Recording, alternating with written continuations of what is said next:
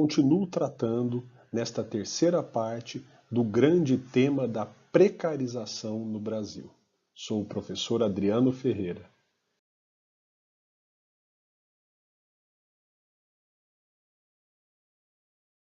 Depois de falar da condição precária do trabalho no capitalismo e da condição precária do trabalhador que se forma enquanto povo brasileiro em nosso país desde o início da história, vou entrar neste momento no governo Lula e no período chamado de lulismo. Parte do governo Lula transcorre num período em que houve o chamado boom das commodities. Esse tipo de produto estava muito valorizado no mercado externo e o Brasil tradicionalmente o exporta. Exportamos produtos agrícolas, produtos minerais e o dinheiro que entrou em nosso país foi aproveitado pelo governo para propiciar o crescimento da nossa economia. Ora, não apenas isso. Houve um momento de forte geração de vagas formais pela economia. Muitos empregos com carteira assinada foram criados.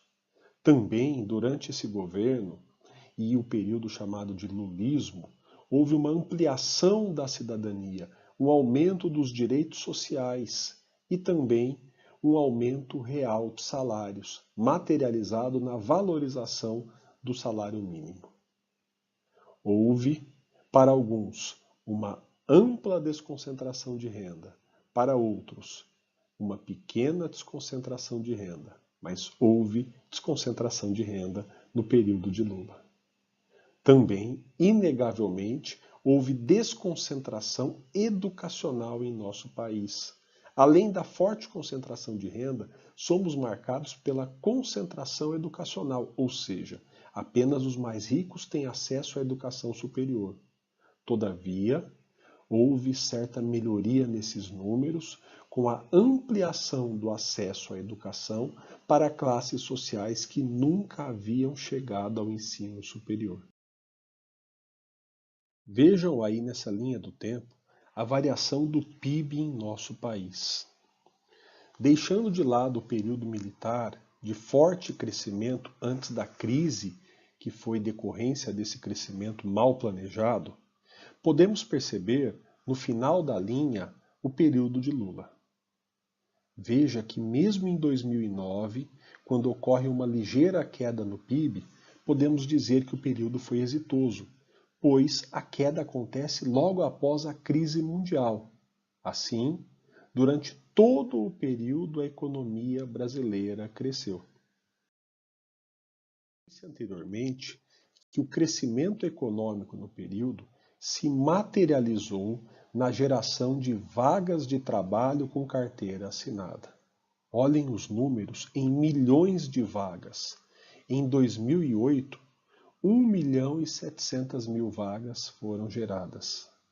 Em 2009, 1.397.000 vagas. 2010 bateu todos os recordes, gerando 2.223.000 vagas. E 2011 manteve-se acima dos 2 milhões de vagas geradas. São muitos empregos como nunca antes na história com carteira assinada. Ainda falando do mercado de trabalho, vários indicadores evoluíram de modo positivo. Por exemplo, a taxa de desemprego, que era no começo do governo 9,7%, cai em 2009 para 8,3% e em 2013, já no lulismo, durante o governo Dilma, atinge 6,5%. Percebam que a linha é decrescente. Também outra taxa decrescente, muito importante, é a taxa de informalidade. Em 2013, mais da metade dos trabalhadores eram informais, 54,4%. Em 2009, esse número cai para 48,2%. E, em 2013, cai para 43%. Portanto, chegamos a um nível em que o número de trabalhadores formais era superior aos informais. Um dos índices mais importantes que evoluiu de modo positivo no governo Lula foi o índice de Gini.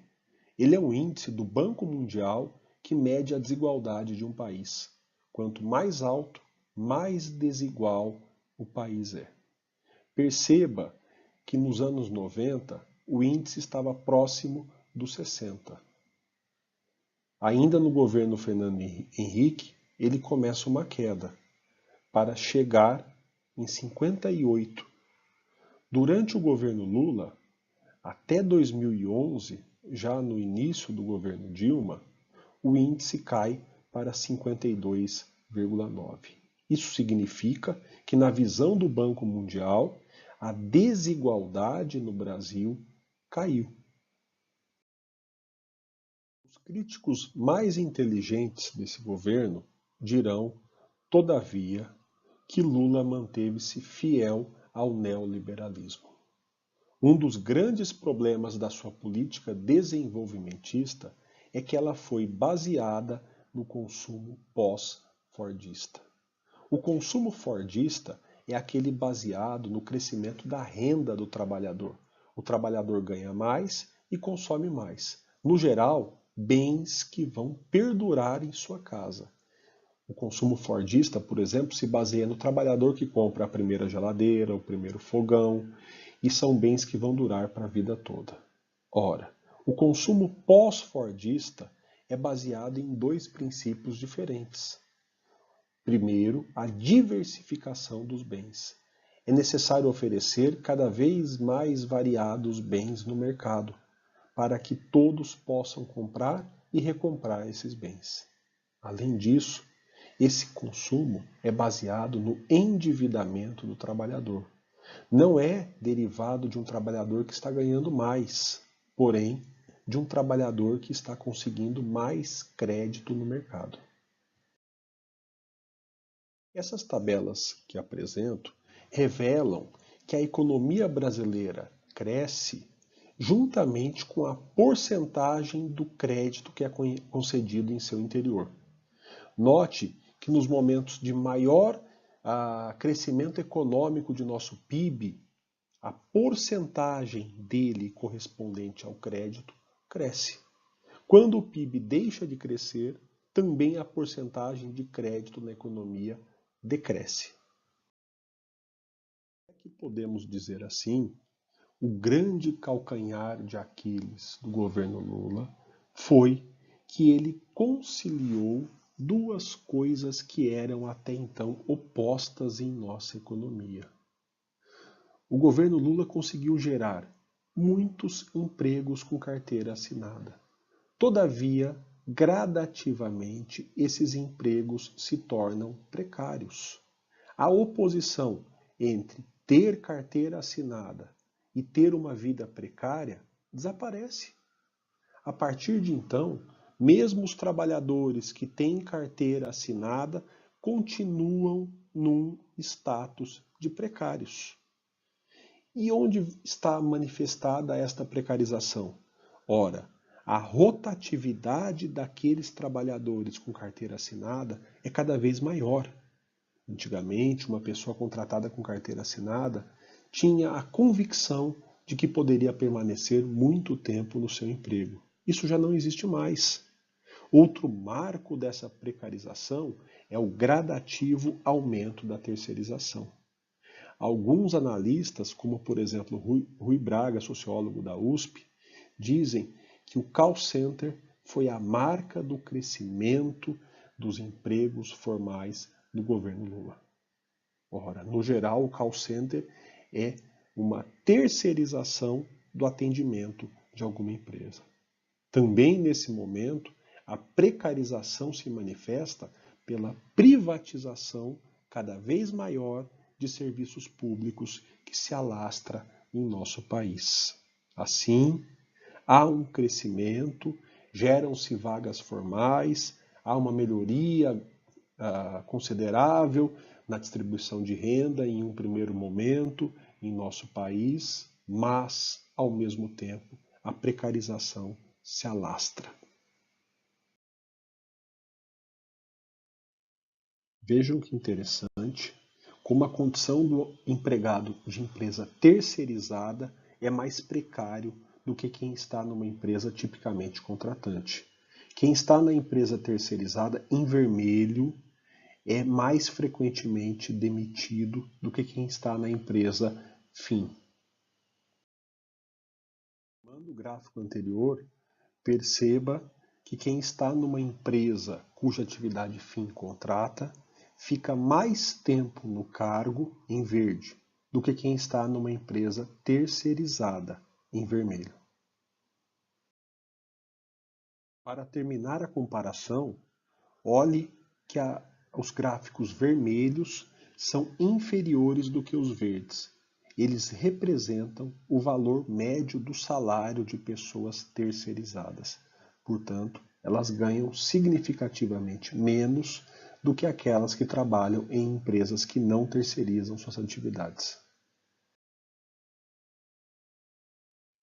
Além de promover o crescimento da economia, gerando vagas formais, que ao mesmo tempo são precárias, o governo Lula acentua um processo de individualização do trabalhador.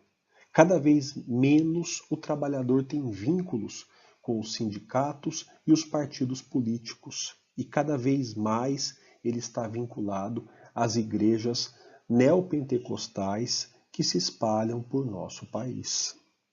Também há, num primeiro momento, uma acentuação da presença da polícia militarizada para controle social. E aos poucos, sobretudo hoje, começa a crescer uma ideologia de que cada um individualmente deve cuidar da sua própria defesa. A ideologia da legítima defesa que começa a justificar o porte de arma. Durante esse período, o trabalhador pula entre ideologias que justificam sua ação, como a ideologia do emprego e a ideologia do empreendedorismo. Enquanto ele não é um empregado e nem um empreendedor, ele se vira e continua fazendo bicos para se manter. Isso tudo acentua uma interpenetração entre o formal e o informal, o lícito e o ilícito. Cada vez mais nas famílias eles convivem. Não importa se eu tenho vaga com uma carteira assinada ou não. Não importa se eu trabalho para o crime organizado ou não. O que importa é que a família precisa de dinheiro para sobreviver. Venha ele de onde vier. Alguns caracterizam o modelo de desenvolvimento de Lula como o desenvolvimento financeirizado com exploração do trabalhador barato. Ora, 97,5% das vagas criadas durante o governo Lula eram, segundo Rui Braga, de até um salário mínimo e meio. Pois bem, esse desenvolvimento financeirizado tem também um componente de que ainda não tratei, o crédito. Mas volto a falar dele mais adiante.